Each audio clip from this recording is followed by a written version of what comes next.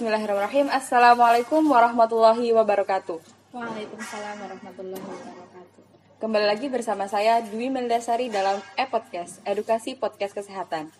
Pada kesempatan kali ini kita akan membahas tema yang menarik tentunya, yaitu mengenai kosmetik. Untuk teman-teman semua, terutama kaum hawa, ini akan menjadi bahasan yang sangat menarik dan akan menjadi ilmu yang sangat bermanfaat.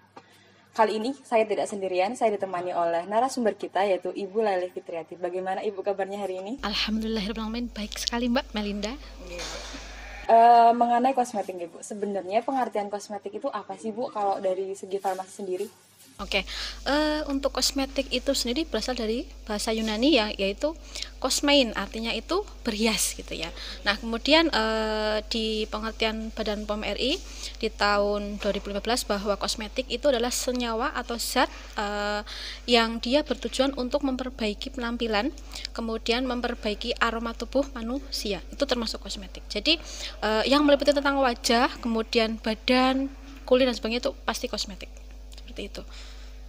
Ya, kalau kosmetik sendiri kan komposisinya banyak ya Bu. Ya. Nah, kira-kira ada nggak sih Bu bahan yang berbahaya kalau digunakan untuk kulit?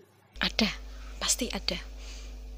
Contohnya seperti apa Bu? Oke, untuk bahan yang berbahaya, ketika kita bicara tentang masalah kosmetik, yang jelas bahan kosmetik yang berbahaya itu tidak terdaftar dalam registrasi Badan POM ataupun FDA gitu ya. Contohnya misalnya yang paling populer di kalangan anak-anak muda ataupun ibu-ibu muda itu adalah whitening cream. Contoh misalnya ternyata ketika dipakai itu memang betul dia sampai bisa berefek memutihkan, tetapi ternyata isinya tidak direkomendasikan oleh FDA ataupun Badan POM. Contohnya hidroquinone, kemudian merkuri, seperti itu.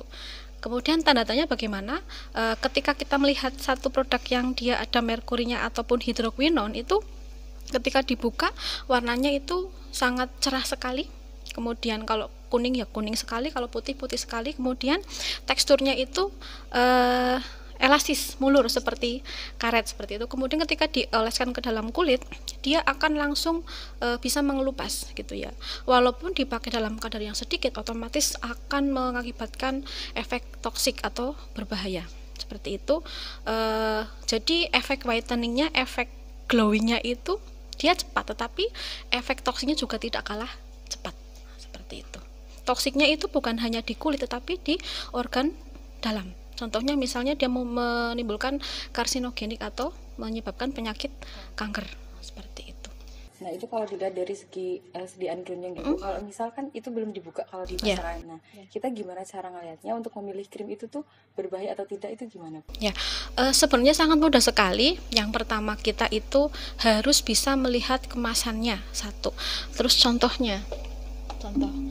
kemasan yang jelas. Jadi kosmetik yang jelas, yang dia insya Allah aman itu satu harus ada mereknya, namanya apa misalnya, kemudian kandungannya apa. Terus selanjutnya kita bisa melihat manfaat dari si produk itu seperti apa ya, untuk apa, kemudian ada notifikasinya atau legalitasnya dari POM NA gitu ya. Kemudian ketika sudah dicari semuanya sampai kadaluarsa juga, kemudian kita buka. Ini saya bawa contoh yang sudah dibuka. Nah, memang susahnya kalau kita itu membeli yang masih kemasan, kita nggak boleh buka kecuali kalau ada tester gitu ya. Tapi paling tidak kita bisa meminimalkan ketika kita akan membeli suatu kosmetik, kita mencari tempat yang betul-betul terpercaya. Contohnya di swalayan, kemudian di toko kosmetik. Tetapi yaitu yang jelas kita sudah sangat pintar sebenarnya bisa memilih kosmetik mana yang baik atau yang tidak. Kalau yang di iklan TV insya Allah itu sudah terdaftar di Badan POM semuanya. Tapi kalau yang belum beriklan, iklannya contoh misalnya di IG, kemudian di online atau lagi mungkin online shop, itu kita harus hati-hati seperti itu. Nah untuk produk kosmetik kan jenisnya ada banyak, misalnya ada yang dari sintetis, ada yang bahan alam. Sebenarnya kalau bahan alam itu lebih baik nggak sih Bu dari bahan sintetis? Secara fungsi itu sebenarnya sama Mbak ya. Jadi baik atau tidaknya tergantung kulit kita. Kalau misalnya kulit kita tuh normal, kemudian hanya mungkin gangguannya bukan gangguan ya, hanya kusam atau hanya jerawat ringan itu bisa pakai bahan alami ya, sebagai kosmetik. Contohnya misalnya dari alpukat ataupun mungkin dari aloe vera, itu masih bisa tanpa dibuat krim dulu, jadi tanaman baru kemudian dipakai itu bisa ya. Tapi ada kalanya kulit kita itu ada misalnya penyakit jerawat yang sudah sangat berlebihan, yang sudah tidak bisa dipakai apapun, itu memang harus pakai yang sintesis. Jadi memang tergantung kulit kita masing-masing. Nah, untuk jenis kulit kan beda-beda nih Bu. Bagaimana sih cara kita menentukan jenis kosmetik yang cocok untuk jenis kulit kita sendiri? Oke. Yang pertama kita lakukan adalah kita harus mengenali jenis kulit dari kita masing-masing. Contoh misalnya kulit kita merasa sedikit-sedikit kok ada minyaknya, berarti otomatis kulit kita berminyak. Jadi harus mencari kosmetik yang untuk kulit berminyak atau oily. Kemudian yang kedua, kalau kulit kita merasa sangat kering ya, itu kita juga harus memilih kosmetik yang untuk kulit kering seperti itu. Itu mudah sekali. Kemudian kalau yang jerawat, bahkan yang kulit sensitif pun kita bisa melihat, oh kalau pakai kosmetik ini kok saya langsung jerawatan, itu namanya sensitif. Kalau misalnya berjerawat, otomatis kita harus mencari sediaan yang untuk jerawat atau anti akne seperti itu. Kalau misal memakai kosmetik, kira-kira misal sensitif nih Bu, kira-kira berapa lama untuk timbul efek itu Bu? Ada yang 1 kali pakai langsung terasa sensitifnya, ada yang 3 hari, ada yang 1 minggu, bahkan ada yang berbulan-bulan. Itu tergantung respon dari tubuh kita. Jadi sebenarnya pemilihan kosmetik itu bisa dilakukan bahwa kita cocok atau tidak. Jadi kita sebelum memilih kosmetik, menentukan kosmetik mana, kita itu kalau ada sampel ya, kita oleskan dulu ke bagian yang terdalam kita. Contoh, mohon maaf, di sebelah lengan bagian atas itu bisa dioleskan. Kalau misalnya dioleskan itu ternyata warnanya merah, otomatis kulit kita itu sensitif dan nggak cocok sama kosmetik tersebut, seperti itu. Itu ada. Makanya kalau di counter kosmetik itu ada yang tester gitu ya, itu fungsinya sebenarnya untuk itu. Kalau tes di tangan bisa nggak Bu sebelah sini? Tes di tangan kan masih terbuka, jadi kita memilih kulit area sensitif. Contohnya yang tertutup, sensitif kan berarti otomatis yang tertutup. Seperti itu. Nah, di sini kan ada banyak sekali produk-produk nih Bu. Nah, ini sebenarnya produk apa sih Bu? Oke. Untuk produk ini saya memberi contoh banyak sekali, baik yang dari alam, kemudian ada yang semi alam atau semi ada tambahan bahan kimianya, kemudian ada yang sintetis betul. Nah, bedanya kalau yang ini, mohon maaf, kalau yang ini adalah kosmetik bahan alam tetapi bukan organik. Kalau organik dia itu zat aktifnya 95%. Jadi hanya 50% bahan tambahan, itu pun mungkin untuk mengawetkan atau bagaimana gitu ya. Itu kalau yang 95% itu di Indonesia belum ada. Adanya di California. Jadi FDA di California itu menentukan bahwa kosmetik organik itu kadarnya alamnya itu 95% bahan alamnya. Kalau kita itu masih semi. Ya. Semi itu artinya ada tambahan bahan kimianya sebagai mungkin acidifier ataupun mungkin emulsifier dan sebagainya, atau zat pembawanya gitu. Terus bagaimana kita mengenali oh ini ada herbalnya? Jadi kalau di sini kan ada mohon maaf ya, ada buah kurmanya, ini ceritanya ekstrak kurma. Nah, kita bisa melihat apakah ini betul-betul ekstrak kurma atau bukan. Kita melihat di komposisinya. Kalau misalnya ekstrak kurmanya di kandungannya itu posisinya di paling atas, otomatis persentasenya itu kurmanya banyak. Nah, itu bisa dilihat kalau misalnya memang kita bisa tahu ini betul-betul ada kandungannya atau tidak. Contohnya lagi ini isinya asam glikolat. Kalau dia betul asam glikolat, otomatis kandungannya di atas juga isinya asam glikolat yang paling tertinggi. Kalau yang paling bawah itu mungkin bahan tambahannya gitu. Bahkan ada yang sediaan serum emas, harganya sangat murah sekali ya, saya nggak akan menyebut mereknya. Serum emas harganya hanya sekitar di atas 50.000, padahal kalau serum emas betul itu sampai 200.000 untuk misalnya 5 mili. Nah, ketika sudah dilihat komposisinya, ternyata kandungan goldnya itu berada di posisi paling bawah. Mungkin prosentasenya hanya beberapa 0, berapa persen untuk itu mempengaruhi pembeli gitu. Jadi kita harus hati-hati gitu. Untuk yang contoh dari sintetik seperti apa Bu? Sintetik ini. Nah, ini adalah produk yang sintetik ya. Tapi bukan berarti produk sintetik itu nggak aman, karena semua bahan yang digunakan untuk pembuatan kosmetik sudah direkomendasikan dan ditentukan oleh FDA. Gitu. Jadi sudah diatur berapa persennya, isinya apa saja yang diperbolehkan seperti itu. Jadi nggak masalah sebenarnya kita mau menentukan mau pakai alami ataupun mau pakai sintetik. Yang penting kita tahu bahwa semua bahan yang digunakan itu sudah sesuai dengan rekomendasi FDA atau Badan POM ya, sesuai dengan CPKB atau cara pembuatan kosmetik yang baik. Jadi tidak ada masalah ataukah kita akan memakai yang berasal dari bahan alam ataupun yang sintetik, itu nggak masalah seperti itu. Misalkan kita ragu gitu, di kemasan kan ada tulisan BPOM. Nah, itu kita bisa ngecek nggak sih Bu nomor BPOM? Sangat ya, sangat bisa sekali. Jadi di HP kita sebenarnya sudah difasilitasi oleh pemerintah bahwa ada aplikasi yang khusus untuk mengecek notifikasi dari suatu produk. Bukan hanya kosmetik, makanan, minuman dan sebagainya itu bisa dicek di Badan POM ya. Jadi di situ ada aplikasi yang menjelaskan sedetail barang apa, kemudian nanti ditaruh di nomor NA-nya itu ditaruh di aplikasinya, nanti akan muncul kalau dia betul-betul sudah terdaftar di Badan POM, maka otomatis produk itu adalah legal.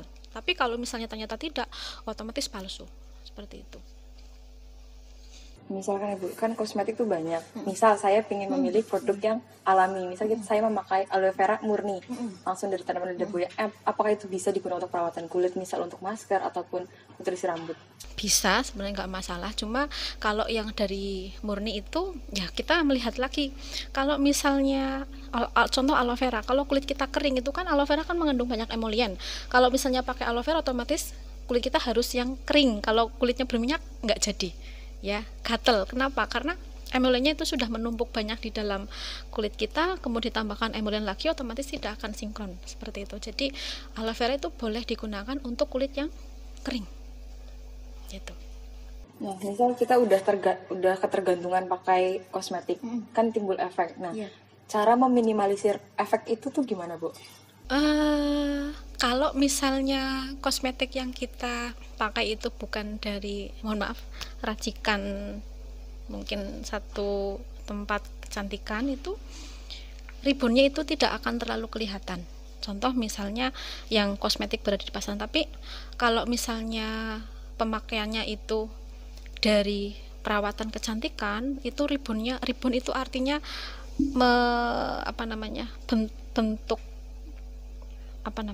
bentuk kulit semula sebelum perawatan itu nanti akan kembali lagi, tapi justru akan lebih parah gitu. Bagaimana caranya? Jelas kita membutuhkan antidotum. Antidotumnya itu anti racun ya, racun yang dikeluarkan dari kita akan menghentikan ketergantungan dari kosmetik itu bisa dengan cara satu, mengoleskan minyak zaitun. Itu bisa sekali, tapi dengan syarat kulit kita itu memang kering. Itu bisa.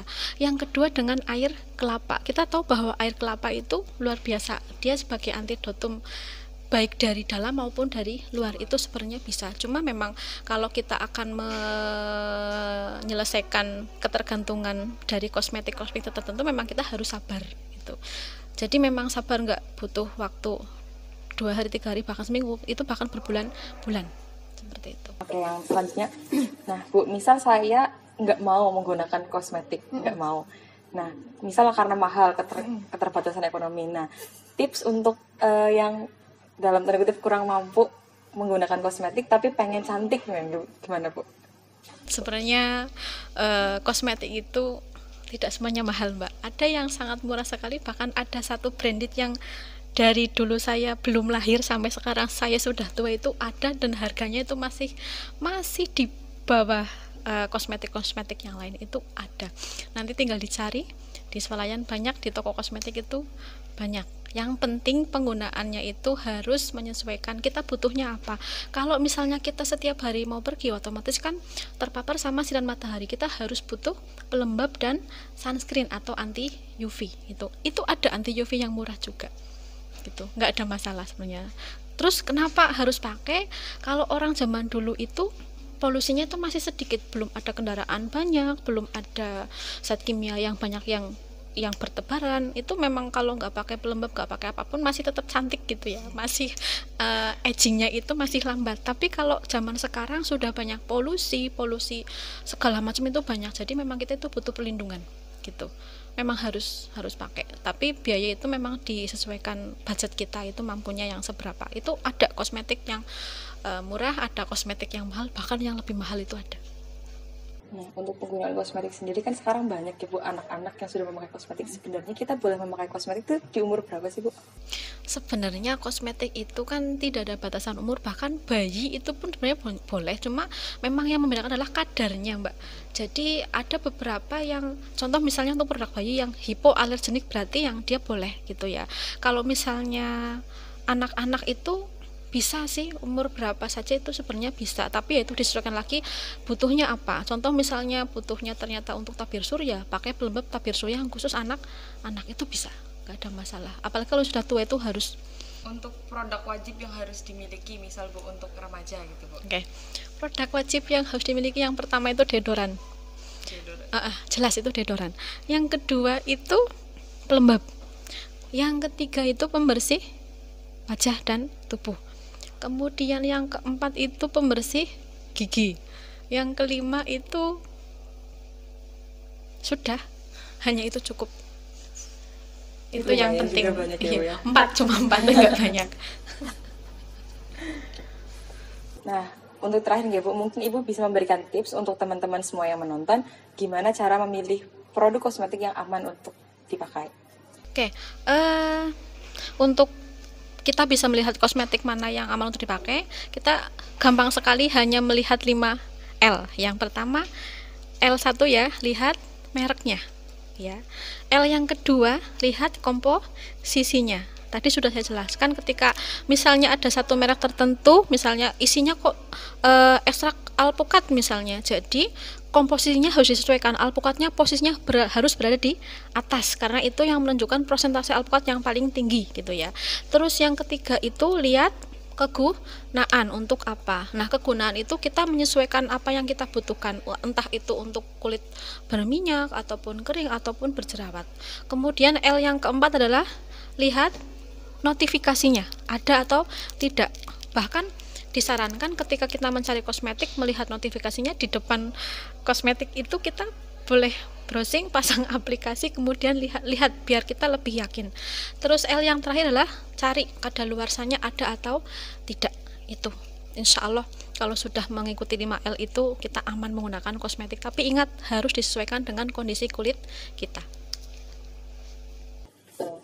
Mungkin itu yang dapat saya sampaikan mengenai kosmetik tadi. Jadi untuk teman-teman semua, tips memilih kosmetik yang aman yaitu dengan 5L. Yang pertama, lihat merek, lihat kandungan, lihat kegunaan, lihat notifikasi legalitas, dan lihat kadaluarsa.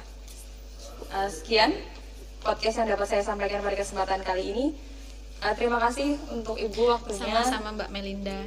Untuk teman-teman semua jangan lupa nonton video ini untuk di like, subscribe. Sekian, Assalamualaikum warahmatullahi wabarakatuh. Waalaikumsalam warahmatullahi wabarakatuh.